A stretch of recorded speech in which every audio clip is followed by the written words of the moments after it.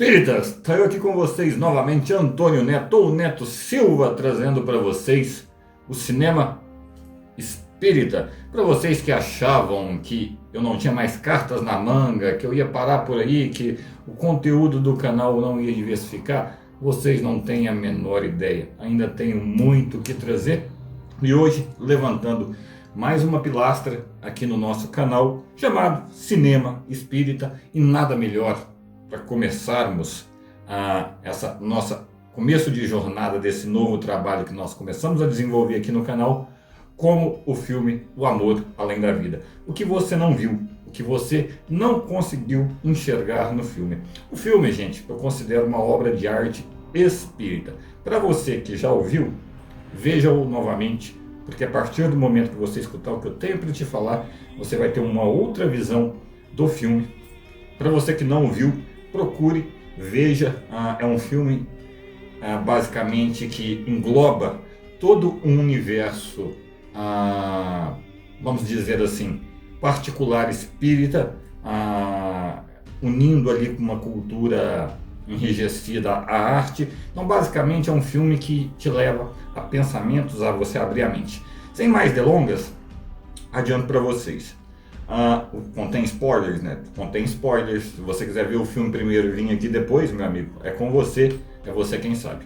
Mas o filme retrata a história de um casal, e esse casal, pelo que me parece, pelo entendimento que se passa, que você vê pelo final do filme, pelo começo do filme, se trata nada mais, nada menos do que um casal que resolveu construir a vida humana e a vida espiritual juntos, que vocês chamam popularmente de almas gêmeas.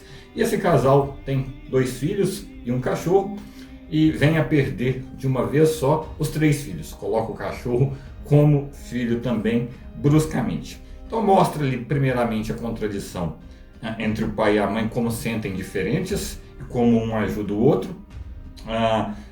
O luto, o sofrimento em si, o remorso em si, fazendo lápses do passado, aonde eles se arrependem de alguma coisa, mostrando claramente um pós-luto bastante drástico, principalmente da mãe das crianças. Só que o filme não para por aí, né? Nós temos também o desenlace no filme do marido deixando a esposa sozinha, e ela vem num declínio aonde acaba se culminando tirar a sua própria vida. Bom, o que você não viu no filme, gente? O filme Amor Além da Vida, quando o desenvolvimento da trama, quando o pai em si, que é o ator Robin Williams, passa por outro lado, botei o paletó também num acidente, né, numa vertente trágica de surpresa, a mãe dos meninos, que eu não sei o nome da atriz, já estava abalada, ele tenta ficar por aqui. E vem com uma clara doutrina espírita kardecista embutida, aonde o espírito quer ficar aqui, aonde ele tem um entendimento de que ele faleceu por meio de um outro espírito que ele não consegue enxergar, né? E esse espírito vem aos poucos tentando orientá-lo a ver o que é melhor, e ele, pelo que a mulher havia passado já anteriormente com os filhos, e pelo que ele acha que ela ia culminar, porque culminou-se sim, você vê durante o filme que ela teve um processo psicológico bastante decadente, até chegou a ser internada quando perdeu os filhos, né? Não houve aceitação, e ele que retirou ela dessa situação psicológica drástica, mas não houve uma melhora absoluta. Ele percebe que não pode ir, ele quer ficar. E quanto mais ele fica, mais o sofrimento dela é abrangente, e mais ela se prende a um caminho bastante complicado, que eu chamo de começo de umbral, pré-umbral, umbral que começa aqui, que é o que você não viu, que é o que o espírita não quer assumir. Muitas vezes o umbral está começando aqui, o processo umbralino está começando aqui. Vocês chamam isso de depressão. E isso é bastante perigoso, isso é bastante complicado e tem que ser trabalhado.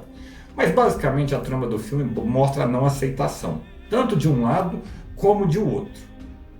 O filme gira na não aceitação, porque ele tem uma montanha russa de emoções que ele faz com você. É aconselhável, um dos melhores filmes espíritas que eu já vi, se não o melhor ou mais bem feito, né? Vocês podem discordar, cada um tem uma opinião, enfim. E, por exemplo, tem gente que gosta da minha sogra. Eu, particularmente, não entendo como possa ter como alguém conviver com aquela... Eu cheguei lá ontem para jantar, tava ela com um pano de prato amarrado na cara, né? Aí eu olhei para ela e pensei comigo, pronto, vai assaltar o mercadinho da esquina. Era o que me faltava, né? Quando eu vi aquilo, eu já olhei para minha esposa fez aquela cara de morte, tipo assim, se você falar alguma coisa, você vai morrer lentamente hoje de noite. Então eu não falei nada, né? Mas ela suscitou, falou, o coronavírus, Neto, tá pra tudo quanto é lado, é perigoso, é o apocalipse, como temos a mania de dramatizar as coisas, né? Eu olhei para ela e falei, ô sogrinha, a senhora está pensando em ir para a China? Porque, pelo que eu saiba, a gente não tem dinheiro para ir nem ali para outra cidade. Ela, não. Já está pensando em ir para a Itália? Não. Sogra, é meio difícil a senhora pegar o tal do coronavírus, né? Mesmo porque eu acho que esse vírus tem medo da senhora, dormir no sofá de novo, né? E tem mesmo. Teve uma festa de Natal que uma sobrinha, tia, porque minha mulher tem parente, já dá com pau. Eu nunca vi. Parece que a família dela não tinha televisão em casa, não. Né? Fizeram filho um atrás do outro. Tem primo, que eu nunca vi. Tem 5 anos de casamento, eu tô conhecendo primo até hoje. E uma dessas menininhas pequenininhas da família dela resolveu dormir com a véia, né? E eu falei, isso não vai dar certo, né? Eu sou sempre o último a dormir e de repente eu escuto. Falei, nossa, o mundo tá acabando. Era o ronco. E só a menininha chorando. Falei, o que foi? Eu vou ter um bicho lá dentro. Eu falei, não, é a véia roncando mesmo, pode ficar tranquila que é normal. Traumatizou a criança pelo resto da vida, né? Mas família é isso aí. E voltando ao assunto do filme ali, eles têm uma família e acaba gerando essa não aceitação. E aceitação, todo esse complexo humano espiritual dentro do filme se embate, porque posteriormente, quando ele passa para o outro lado, ele tem todo um processo de aprendizado para aprender a conviver naquele novo mundo. Lógico, a partir daí foge um pouco da doutrina espírita, mas é muito bonito de se ver a construção que ele pode fazer, que ele pode criar, mas não significa que ele ainda consegue, mas estão ali para tentar ajudar. E ele não consegue reconhecer quem sequer está do lado dele, que é o próprio filho, que era uma criança, e que é um espírito muito mais evoluído do que ele. Para vocês terem ideia, o filho, que em vida era uma criança, em vida teve sérios problemas, inclusive com a matemática, com a física, com a química, com as matérias. Era um espírito do outro lado muito mais evoluído que ele, superou muito melhor, e a filha também. Então os dois dão um show de bola no médico em si de crianças, que é o ator principal do filme, que é interpretado pelo Robin Williams. Mas ele tem todo esse processo. Só que ele é avisado que a partir do momento que ele aceita ir para a luz, né? Que até hoje vocês não entenderam que a luz que vocês vão enxergar é a que vocês vão emanecer, não há luz para ver de outros, né? A partir do momento que há essa aceitação, que ele vai para o outro lado, chega-se as notícias, para que ele aceite melhor a notícia, que é aonde a esposa vai retirar a vida, que ela passa para outro plano, e é aonde você não viu o mais interessante do filme, que é aonde você não percebeu a nuance do filme. Gente, eles percorrem um caminho a barco, porque ele tem na cabeça dele que ele pode tirar ela daquele looping. Looping, Neto, o que é isso? Bom, gente, basicamente eles mostram ela no umbral que ela criou. Qual seria o umbral que ela criou? O umbral que ela já vivia em vida. A casa sozinha, suja, ela presa num todo meio psicológico, onde ela não consegue enxergar nada, onde ela vive num looping, praticamente um vegetal. E eles dizem ser impossível tirar ela daquela situação. E ele, com todo o amor, com todo o afinco de uma alma que vocês chamam de alma gêmea, eu chamo de construção, vai tentar tirar ela, e aí é onde começam as partes que nós temos que prestar atenção. Neto, por que você insiste tanto no umbral? Você quer assustar a gente? Gente, se eu quisesse assustar vocês, eu mandava uma foto da minha sogra para vocês. Eu estou preparando vocês, Porque há de chegar a hora de vocês lembrarem da palavra, aquele loirinho falou isso, eu tenho que fazer isso. Chegará esta hora. E, bom, ele desencadeia e fica a pergunta aí para vocês. Todo filme espírita, eu inclusive, basicamente, nos meus vídeos, filmes sobrenaturais americanos, inclusive do passado, tem muito vermelho. Vou deixar para vocês tentarem adivinhar o porquê aí nos comentários. Não vou contar para vocês, porque nós gostamos tanto do vermelho. Suscitem nos comentários vocês as opiniões de vocês. Vamos embora. Caminhando em direção ao filme, ele vai atrás de ajuda para atravessar os véis das dimensões do umbral. Logicamente o filme não coloca dessa maneira, coloca de uma maneira comercial, não deixa claro. Apenas deixa claro que eles vão atrás de alguém que tem a habilidade de chegar até lá, de caminhar, porque caminhar do outro lado é uma dificuldade tremenda, exige aprendizado, não é fácil, e deixa claro que se você ficar lá por muito tempo, você vai sucumbir ao ambiente e você vai permanecer no loucura. Ou seja, nós já temos uma premissa dentro do filme que é totalmente kardecista, que é a permanência demasiada no umbral e o prendimento do espírito aonde ele não dá conta de sair porque ele não dá conta mais de enxergar. Se sai da colônia, não significa, meu amigo, que você está salvo de alguma coisa, não. Tudo depende do trabalho que você fizer dentro da colônia também e dos seus sentimentos de aceitação. Maravilhoso o filme. E ele vai. E, mais uma vez, nós temos um transporte a barco e a água. A água sempre foi, gente, principalmente nas culturas antigas, um condutor entre dimensões. Sempre considerou-se a água como se fosse um condutor, devido a ela ser a única substância na Terra a ter 3 estágios, sólido, líquido e gasoso. Se eu não me engano é a única ou uma das únicas, né? A água sempre foi um precursor, mas eu não vejo nenhuma vertente nisso aí espírita. O precursor sempre da caminhada, das dimensões, são os sentimentos e a energia que você emana. Então, mas eles usam a água, e a partir que eles vão andando nessa água, nesse barco, o tempo vai ficando mais complicado, até que ele chega aonde nós chamamos de umbral, né? Basicamente, nós espíritas chamamos atravessar um portal de dimensão ou véu de umbral. Ali fica um tanto quanto não entendível. Mas o que eu quero dizer para vocês é que a essência do filme, o que eles querem passar para vocês, é que existem vários tipos de umbrais para vários tipos de pessoa. O que ele encontra primeiramente? Um monte de gente ruim dentro de um barco, colocando fogo para tudo quanto é lado. E naquele momento que ele pisa naquele local, bate o desespero nele. O que é esse desespero? Já é a emanação do ambiente que todos aqueles espíritos fazem. Aquela energia em si que sufoca o espírito que já ainda é muito pequena. Então ele já atravessa aquilo ali. Quando ele atravessa aquilo ali, vem a famosa imagem daquele monte de cabeças dentro d'água, onde estão todos inertes. Ninguém entende o que é. Pessoal, nada mais menos que espíritos que já não vão conseguir sair do umbral, que já estão presos no looping que a mulher deles estava começando.